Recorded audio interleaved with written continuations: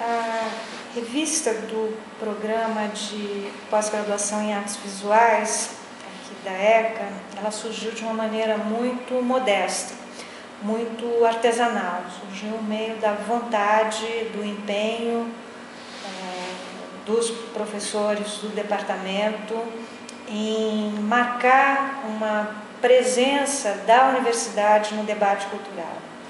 E nisso já se apresentava, Thais, um desafio, porque o risco das revistas universitárias, elas cultivarem uma endogenia, né? Um certo solipsismo da universidade. O risco é que ao longo dos anos você acabe produzindo um repertório de jargões, né? Um repertório, você já se dirige sempre ao mesmo público, são condições que entorpecem a nossa produção intelectual, o nosso trabalho de reflexão. Então, desde o início, embora muito modesta, com condições austeras, com orçamento austero, com poucas pessoas envolvidas, desde o início se pôs para nós muito claramente a ideia de que a revista deveria acolher textos de gente de fora da vida acadêmica e por outro lado, a revista deveria também ser capaz de problematizar uma produção que não é só acadêmica, uma produção que deve ser capaz de ser sensível às manifestações mais amplas do meio cultural. Então nós temos, evidentemente com uma grande dificuldade, porque a revista não tem ela está conquistando uma estrutura profissional, mas não é, claro, a estrutura de uma revista comercial, né? Embora nós tenhamos obtido a certificação no Cielo, hoje a revista nós já estamos programando já o 17º, 18º número, a revista já tem um reconhecimento público, já tem uma verba um pouco mais confortável, né? Nós ainda somos poucos e acredito que uma revista universitária não é desejável que ela opere como uma revista comercial, né? Então, nós temos, ainda mantemos um lado artesanal, né? Para nossos males, mas também para nossos encantos, para nosso entusiasmo.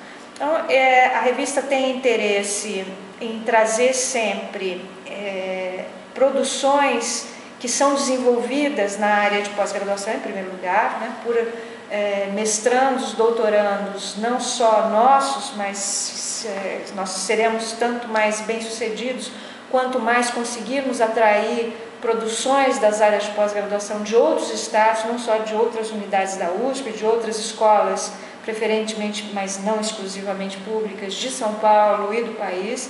Esse é um trabalho no qual eu acho que nós ainda precisamos, é uma frente de batalha na qual nós precisamos nos empenhar com mais vigor, mas nós sempre nos preocupamos em trazer produções de setores de pós-graduação de outras universidades de fora de São Paulo.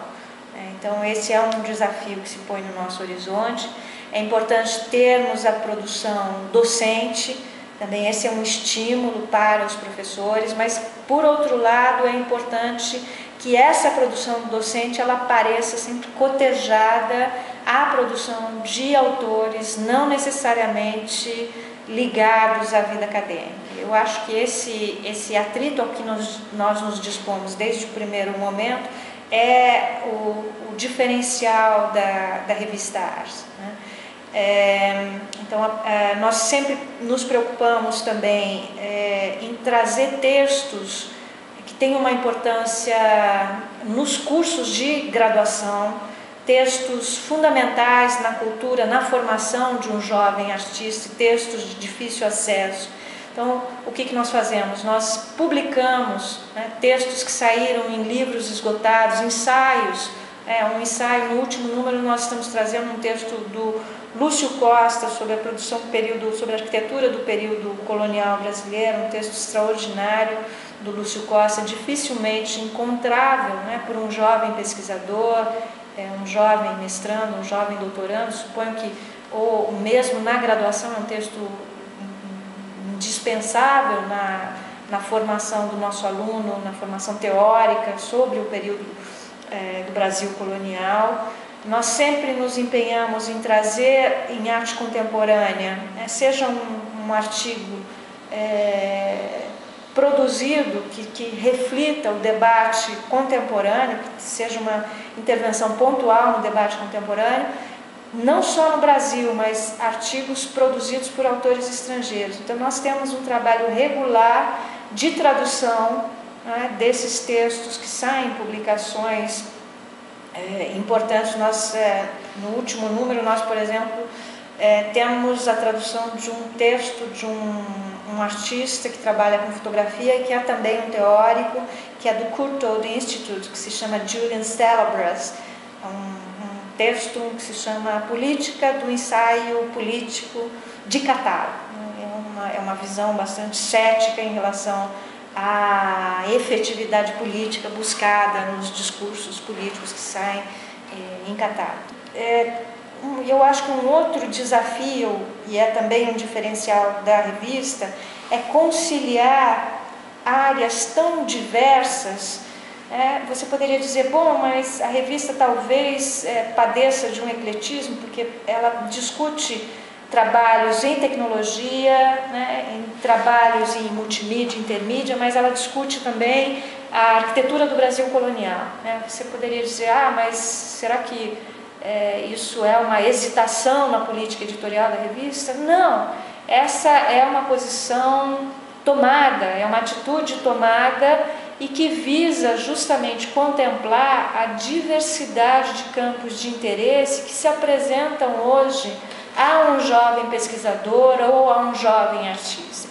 Então nós achamos que a revista, o fato de a revista ter esse escopo grande de interesses, não se daria em prejuízo da qualidade editorial, né? Nós achamos que esse ecletismo sempre pareceria uma palavra negativa, de uma valoração pejorativa, mas nós acreditamos que ela atue a favor de uma formação mais ampla, né, na qual os limites entre os campos, as práticas, os limites entre os campos de saber não são porosos, não são estanques, né, as práticas artísticas também incorporam, né, uma multiplicidade de linguagens.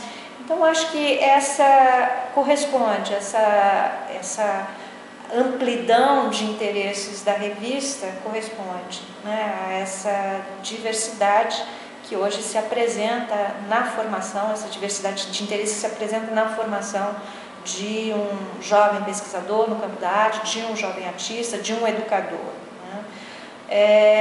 É preciso dizer também, acho que um outro aspecto que caracteriza a nossa revista é o fato de nós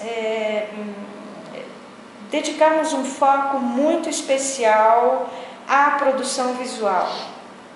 Sendo uma escola de artistas, né, então nós pressupomos, né, que a maneira de a revista lidar com os materiais visuais, ela deve preservar a integridade desses materiais, da mesma maneira que ela preza o texto, ela deve prezar a integridade das intervenções dos artistas, sobretudo quando elas são eminentemente visuais. Então nós convidamos sempre um artista, né, esse artista ligado ou não ao meio acadêmico, sempre respeitando, né, a diretriz, né, da revista, que visa essa intervenção, esse encontro, essa porosidade do meio cultural, e esse artista ligado ou não à vida acadêmica, e pode ser também um jovem artista que esteja frequentando a pós-graduação conosco ou não, né? Eu acho que talvez o diferencial é que é uma revista que se percebe como uma revista em processo, né? E uma revista marcada também pela diversidade, como eu já disse, de interesses, Eu acho que esperamos não perder, não nos especializarmos demais ao longo do tempo. Esperamos que a experiência dos anos não faça com que nós percamos esse lado mais de improviso que a revista tem, que me parece que é um lado produtivo.